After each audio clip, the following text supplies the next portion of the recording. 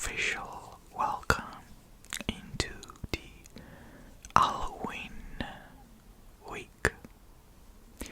So, the title of this whispering story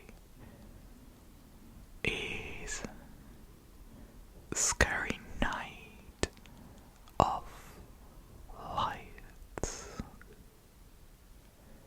Please subscribe to this channel if you want to support my commitment and my reading ASMR videos. And let's do it. Lay down, relax, follow my voice, and good night.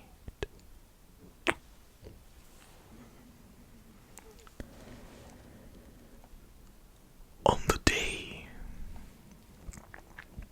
the Martians came to town,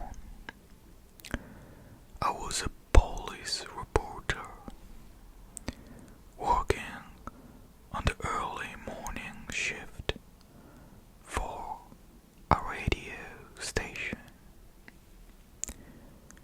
I started at 5 a.m.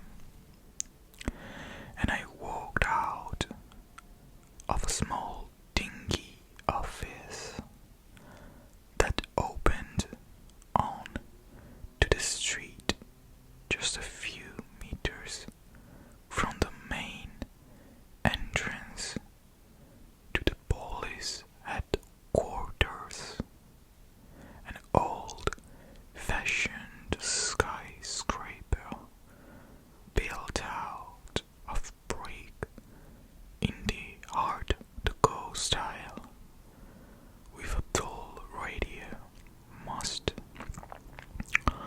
on the roof pointing up into the sky. It was a great spot to watch the city wake up and to keep an eye all the comings and goings of the police officers, night and day. The aim of the job was to gather all the news and information I could get about whatever had happened on the main streets of the city during the night, and write reports for the morning bulletins to keep the good citizens informed as they had their breakfast and made their way to work. I covered anything that was out of the ordinary, anything that disrupted the normal, expected routines of life. That meant everything from murders and robberies to traffic accidents and fires, if they were serious enough. But until that morning, I had never covered a visit by extraterrestrial beings to our planet. The day had started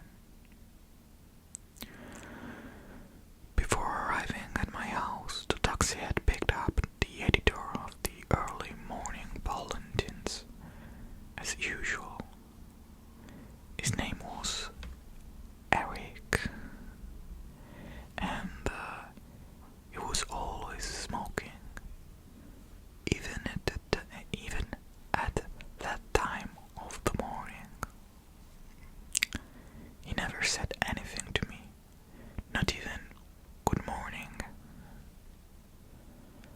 The fact was that Eric had a hangover most of the time and never liked to speak to anyone until after the midday Valentines had gone to her, and even then he didn't say much. Although, as a journalist, he was a man of words in his profession. He was a man of very few words in his social life, such as it was. Mostly, he just went to the pub after work. He got drunk in the afternoons and eventually went home to sleep until the early hours, when he would get up and repeat the process. On this particular day, we went to work in silence, as usual. But when the taxi dropped me off at the police station, there was an unusually large number of people there for that time of the morning. They were milling around outside the main entrance and were in a highly excited state. Something big must have happened, I thought. Was it a murder, a fire, or some disaster that was causing so many people to be rushing around in a state of panic at 5 o'clock in the morning? I asked the duty sergeant on the front desk of the police station,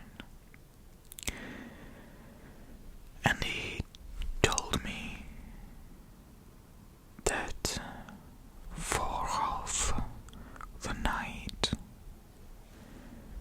2 UFOs, unidentified flying objects, had been passing the city. Flying saucers here in our city. This was a very big story. You did not need to be a great reporter to see that.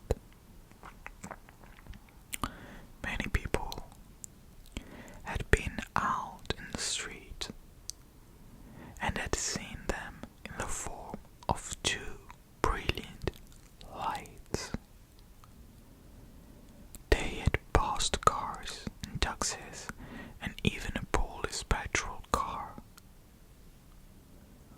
The officers in the police car were so frightened that they switched on their flashing lights and sirens in the hope of scaring the UFOs away. But it didn't work. The UFOs were not scared away. On the contrary, they continued following the patrol car whichever way it turned. If it turned to the left, the 2 UFOs also turned left, and if it went right,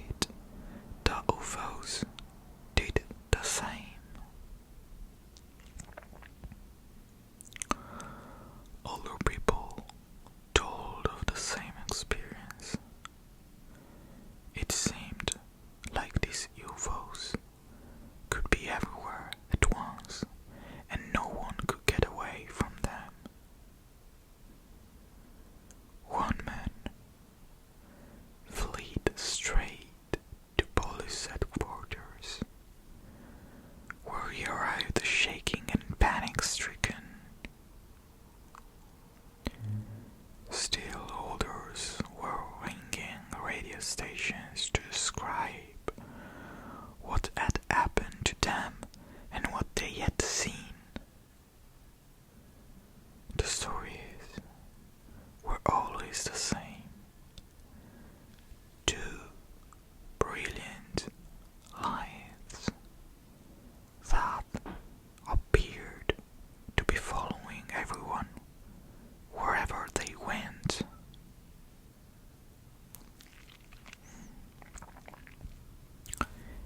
It seemed supernatural, or at least extraterrestrial.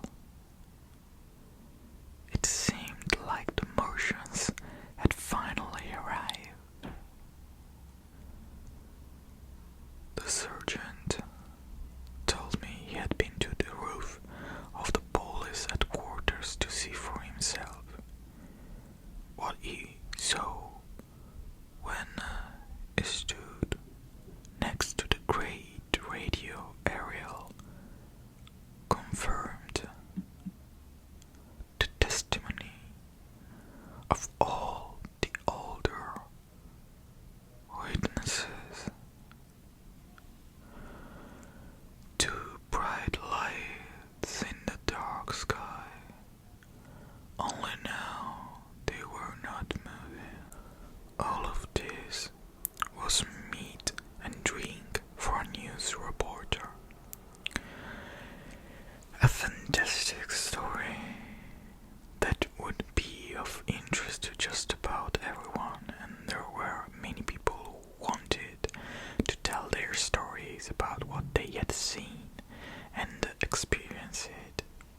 And so I did many interviews, and in the next few hours filed rolling updates of the story about the mystery lights over the city.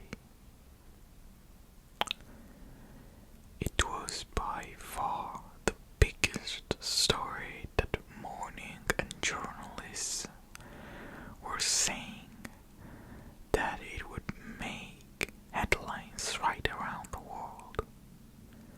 I was feeling pretty pleased with myself because, on account of my early start, I had been first with the news.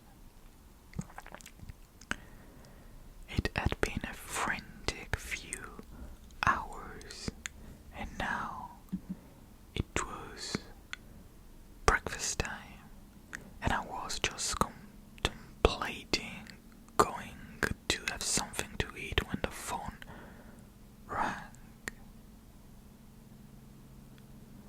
It was Eric, the editor of Very Few Words.